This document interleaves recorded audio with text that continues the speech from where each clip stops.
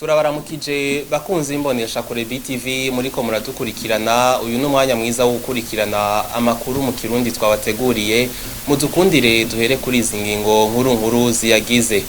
Uburundi bugiye kurongora igisata c'amashamba yo mu karere ka Afrika yo hagati nayo imiliyaridi 6 nizo zikoreshwa na leta y'u Burundi uko umwaka utashe mu gupanga inyubako ikoreramwo. Amakuru saya gusa idonido mukanya.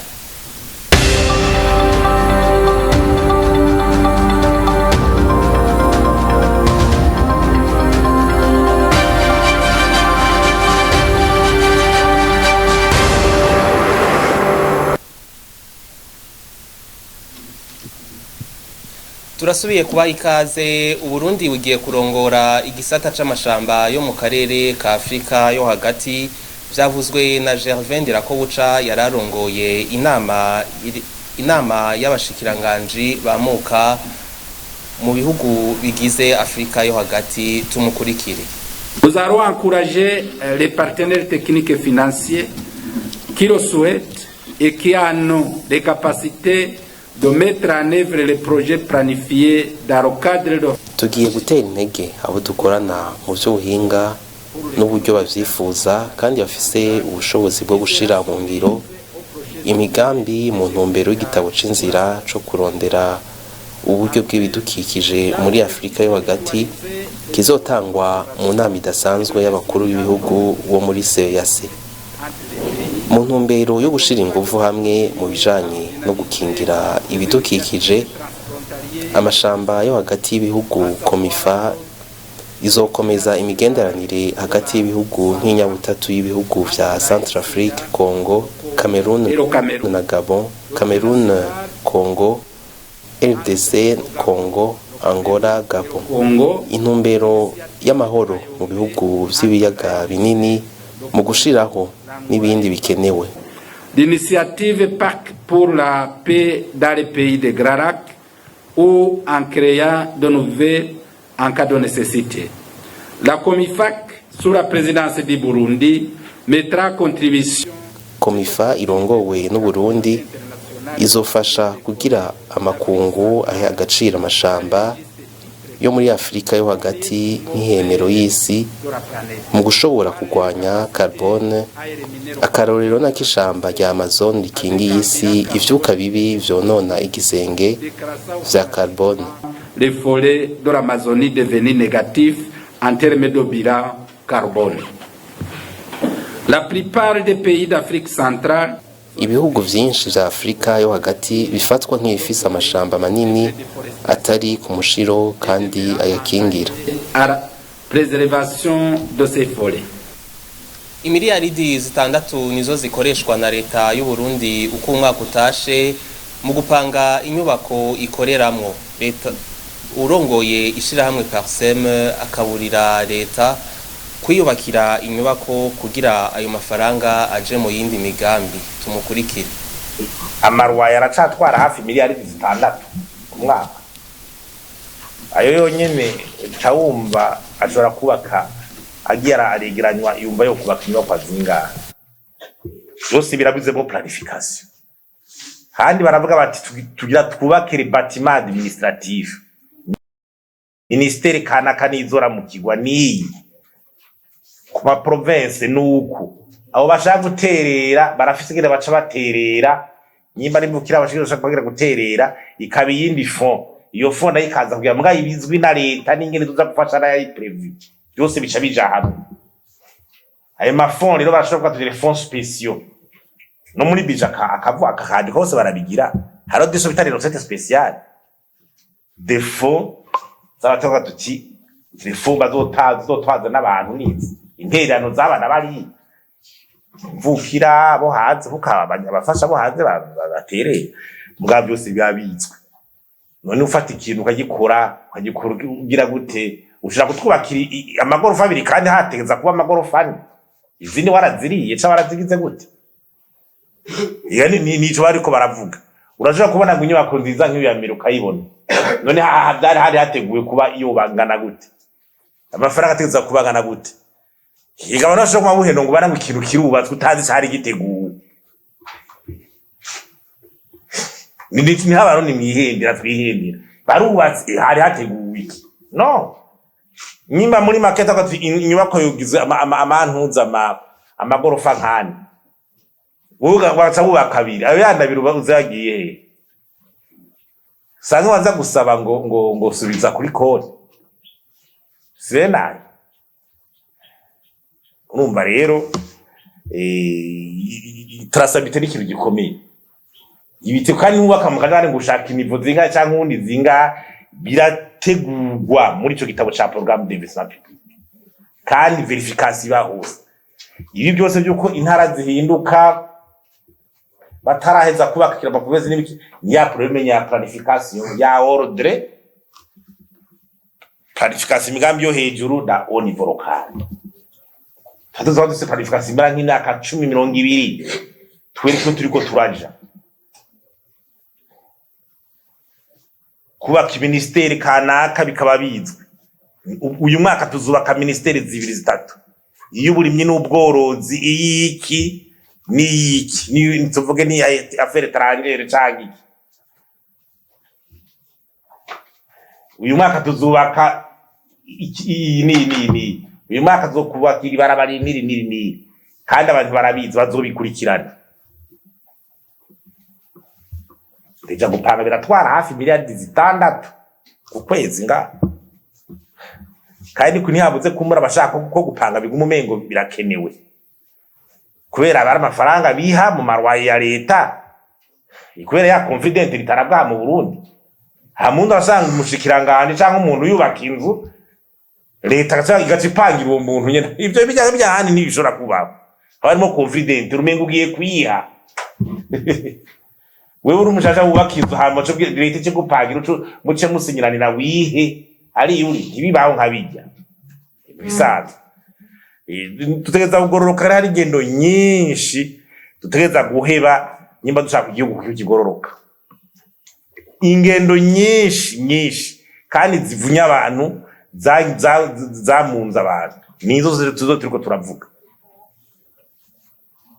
iyo programme d'investissement public turasemereye uyu mwaka tuyibone imicafu yibonekeza mu gisagara ca Bujumbura igiye kuza iratorwa n'imiduga y'igisagara ca Bujumbura bivugwa na Jimmy Hatungimana arongoye igisagara ca Bujumbura ni nkuru twateguriwe na Raymond Prosper niyo nkuru kubera hibonekeza ibikono vyo gutamwo imicafu vyuzura ariko iyo micafu ntitogwe umukuru w'igisagara ca Bujumbura Jimmy Hatungimana abona ko abari bajeje gutora iyo micafu mu gisagara ca Bujumbura hagati bahenze abarongoye igisagara ca Bujumbura vuba duheruka gukoresha inama y'abajejwe cyo bikorwa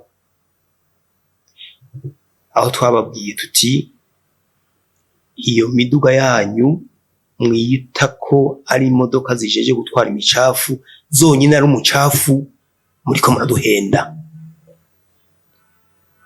imodoka y'umucafu yonyene n'umucafu igiye gutora umucafu no kuvuga ibarabara ryose igenda iracamwo igenda iratuwa umucafu n'inkinka ziturutse zigenda ziratamase kubera iyo mvu Jimmy Hatungimana aramutswa umugwa mukuru w'ubutunzi Bujumbura amenyesha ko iyo micafu igiye kuziratorwa n'imiduga y'igisagara ca Bujumbura hazokongerezwa n'ibindi bikono byo gutamwo imicafu kuko ibihari ngo harimo bimaze gusaza twebwe turafise amakamyo atakindi ajejwe atari gukura umucafu ku mabarabara ego twari twavuze yuko two umucafu mu mabarabara makuru ariko tugomba turabaka yo twoza turinjira na mu makartie kugira ngo imicafu bakuye mu miserege icivaho ubwo nyene ariko ivyo bikono nivyo bikono birashaje hari bikono twari twakoresheje nimba ko mu misi mikenya bishobora kuba gushigwa ku mabarabara ahantu hakenewe na cyane buri commune buri zone izomenye ibikono byayo kandi izira biverifya ko bagiye barabikura mu bicafu Jimmy Hatungimana arongoye igisagara ca Bujumbura akaba yabivugiye mu kiganiro cihariye yahaye imbonesha kure yanyu BTV umuntu wese ahejeje kunywa amazi canke imitobe ntiyarakwiye guta igicupa aho abonye hose mu ntumbero yo gukingira isuku y'aho tubaye. Ni inkuru twateguriwe na Jules Verne na Kimana. Nyuma yo leta ingingo y'uko atamacupa mu plastique adasubira gukoreshwa kabiri ndetse ko n'ayakoreshejwe yandagaye ahatandukanye akurwa. Manuel Irumva, umuyobozi mukuru w'ikigo Seproderic, aratubwira icyo leta yokora kugira ntibigume vyibonekeza. Twarigeze gusangira ijambo canke ibikorwa na meri ya Bujumbura kubijanye no kungene hoshigwa ko ubuyungiro bwa bufise nk'igisegetera canke umusegetera muniniya ukomeye kugira ngo ubwo bucupa ntiburinde kuza bugomera ngaha mugabo tubutegerere hariya hejuru kugira ngo buri hashi iminsi ibiri tugene tukirabe yuko cuzuye hama tukigira. Ica kabiri ni kubijanye na meri ya Bujumbura y'ukungene bobandanye bahimiriza kugira ngo ubusandugu bujanye no gutamwo buno bucupa bukwiragire mu mpande, no kuvuga mu bufuruka bwo guhereza ibarabara kugira ngo iyo mpejeje nko kunywa nk'ako kantu ushobore kuronka aho ndagashinga kubera hariho hamwe tumaze kubushinga ubukono bujejwe gutamwa imicafu ngabo uko bwogwizwa. Niyo ku bwa Stella Ndayikeje ajejwe isuku n'isukura muri meri ya Bujumbura avuga ko isuku ari gikorwa gikwiye gukorwa n'umuntu wari we wese. Ikibazo c'isuku ni nk'ikibazo c'umutekano, ni ikintu kwirikirana ku mwanya usamaye gatoya. Isuku niryo ku munota ni rya misi yose. Nacaka nce munigwaho n'akaryo ko gutera kamo abene gihugu nga muri zone ya Buyenzi ndetse n'abanyagisagara bose muri rusange ko kwitwararika ibintu vy'isuku, kuko nk'aya ma plastique urabona agenda yuzura mu makanivo mu biyaga akatwononera n'ibinyabuzima akaboga twari kujya mu Tanganyika. No kuvuga mu gihe byerekana neza yuko batarigishwa ngo batahure yuko plastique iyo unyoye akantu akaji udaca guterera hariho hose, byasaba kucishira ahantu hari amapubere twamaze gushira ngaha mu gisagara kugira ngo bazegeranirizemo noneho zizokogwemwo ivyo bikoresho bindi bishobora kudufasha. Aho ni mu gihe abanyagihugu basa n'abataratahura ko umuntu ahejeje kunywa umutobe canke amazi adakwiye gutiga icupa ahabonye hose. Umuririmvyikazi Meili yaratahutse kuri uyu wa kane aho yaravuye muri Afrika y'Epfo, aho yaharonkeye agashimwe k'umuririmbyi yigenjeje neza uno mwaka urangiye. Ni inkuru twateguriwe na Ancherisa Nzeyimana. Bimwe mu biranga umuririmbyi canke umunyempano nuko ababarizwa mw'ishiramwe ry'abaririmbyi mu Burundi Amicale des Musiciens du Burundi, Mugisha Merveille benshi bazi nka Meri, aho yatabukana agashimwe nk'umuririmbyi yavyitwayemo neza mu mwaka wa 2022 hariya mu gihugu ca Afrika y'Epfo. Amenyesha ko kuronka visa bitamworoheye ariko ishiramwe Amicale des Musiciens du Burundi barabimufashije. Jagiza Amicale des Musiciens ariko ni ikintu cyambere gikomeye nico kigize umuririmbyi actually, koko twega amazina tuba dufise teri twamugisha Merveille ku batazi urumva ni kuvuga ko ni nasire ko murana ko na audience ko Meili ntibahaye Mugisha Merveille, ni kuvuga passport ufise ibayenze ko Mugisha Merveille. Ivyo rero byo kuhindura ifo ko Amicale des Musiciens abakozi en tant que artiste Meili canke en tant que artiste runaka nuzogenda muri ambassade uvuga ngo anitwa Mugisha Merveille ariko kuri invitation baguhaye yanditse ko Meili bavuga ati bora umusatsi. Rero mu gihe muri Amicale des Musiciens arabisha mu gihe utitungaje muri Amicale des Musiciens, mu gihe utanditswe utazwi ubwo nyene ntuburi umu artiste. Jewe imbere yuko nja muri Afrique du Sud nakenera visa, naragiye gusaba visa nderekana ko ndi artiste, nerekana carte ya Amicale, barambwa ati ibyo ntibikwiriye genda shire ko signature. Ndamurondera hasi hejuru ndamuronka ku mwanya narose visa buca ngenda. Namushimire cyane gose kuko nico gipapuro canyuma cyari gisigaye. Ni kuvuga nabona yuko byose bikwije, casier judiciaire, bank statement byose bikwiye, ariko hariyo kimwe gusa kandi gikomeye cyane cari kibuze, ariyo signature yiwiwe yemeza ko jewe ndi umuririmbyi ngira soke hanze ko yako ndi umuririmbyi.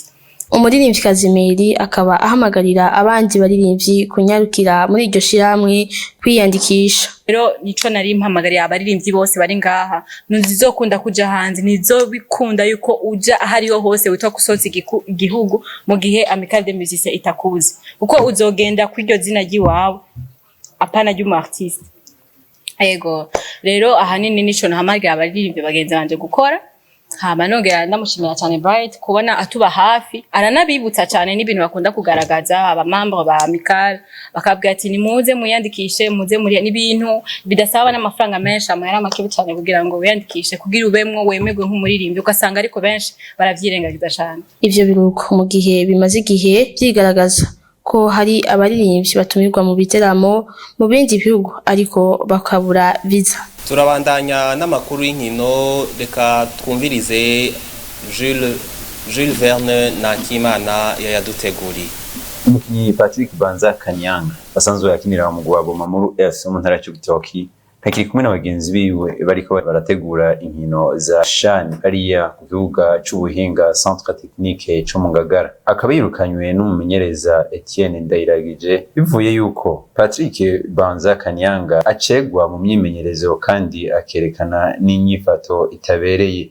Tukiri mu ntamba mu rugamba nyene abakinyi batumwe ko n'umumenyereza w'intamba mu rugamba ngo baze kwifatikanya na bagenzi babo mutegura inkino za kivandimwe zohuza Burundi ndetse n'igihugu ca Indonesia babandanya gushika aho ku munsi w'ejo bavuga witwa Hussein Shaban Chabalala ndetse na Justin Ndikumana bashoboye kuba bifatikanya na bagenzi babo ku kibuga c'ubuhinga mu Ngagara. Inyuma y'igenda ry'umukinyi Shassir Nahimana avuye mu gwa Bomamuru FC mu ntara y'Ibitoke Girumugisha Jean Claude Batazira Musauza umusatirizi wa Magara Young Boys ubu tuvugana niwe ari umukinnyi afise ibitsindo byinshi ku ndwi igira ya 23 muri Primus League aho afise ibitsindo bigera kuri 14 agakurikirwa na Shassir Nahimana aherutse kwiyunga n'umugwi wo muri Kenya afise ibitsindo 13. Kazi Cedric cegera c'umumenyereza mukuru w'umugwi wa Young Africans mu gihugu ca Tanzania arakenewe n'umumenyereza mukuru w'umugwi inserukira gihugu w'ico gihugu Taifa Stars Adel Amrush kugira ngo amubere icegera ciwe muri uwo mugwi. Amakuru ava mu gihugu kibanyi ca Tanzania avuga ko hasigaye inyishu ya Kazi Cedric na handiho umugwi wa Young Africans ntushobora kumubera intambamyi ndetse byanavugwa ko ashobora kuzobandanya akorera uwo mugwi wa Young Africans nkuko bisanzwe. Mu mpera zino ndwi iganwa ry'abigeme umupira w'amaguru mu Burundi Mitera Women's League biraza ko riko rirabandanya ndetse bazobanageze ku ndwi igira ya 16 hakaba ari urukino rwitezwe cyane ruzohuza umugwi wa Buja Queens ndetse uzoburi kurakira umugwi wa Fofila PF. Imigwi yose isanzwe inganya amanota umwe uri mu kibanza ca mbere undi ukaba mu kibanza ca kabiri banganya amanota 41 hakaba ari itandukaniro ry'ibitsindo kuko Fofila PF ibitsindo bigira kuri 96 kuri ruhande Buja Queens ukaba ufise ibitsindo bigera kuri 87. Ndayishimiye Yusufu Nyange ari kumwe n'umugwi wa Nice baraye baronse itike yo gukina igice ca kane gishera icanyuma mu higanwa rya UEFA Conference League nyuma yo gutsinda umugwi wa Sheriff Tiraspol wo mu gihugu ca Moldavie ibitsindo 3-1 babatsindiye mu gihugu c'Ufaransa ni mu gihe mu rukino rwo gutangura umugwi wa Nice usanzwe ukina mu Ndayishimiye Nyange baratsinze itsindo kimwe umugwi wa Sheriff Tiraspol byose bigaca biba ibitsindo 4-1 uwo mugwi utsinze kababwira yuko umukinyi Ndayishimiye Nyange afise ibitsindo 2 muri iryo higanwa yatsinze ariko n'umugwi wa Istanbul Basaksehir wari muri iryo higanwa. Mu gihugu cy'u Rwanda ariko harabera inama igira ya 73 ya FIFA ikaba irongowe n'umukuru wa FIFA Gianni Infantino. Muri iyo nama hakaba haratowe kandi Gianni Infantino nk'umukuru w'iryo shirahamwe gushika mu mwaka wa 2027 ni mu gihe yabuze bahiganwa muri ico kibanza cyo kurongora FIFA ku rwego rw'isi. Ni kuri inkuru duciye turangiriza ko amakuru twari twabateguriye kuba yatanguriye hagati mu Burundi ugiye kurongora igisata c'amashamba yo mu karere ka Afrika yo hagati nayo imiliyaridi 6 nizo leta ikoresha mu gupanga inyubako ikoreramwo akaba ariyo atanga buri mwaka. Tubashimire mwebwe mwese mariko muradukurikirana, dushimire abadufashije kuyatororokanya, dushimire n'abari mu buhinga bw'ivyuma. Amahoro y'Imana abane namwe.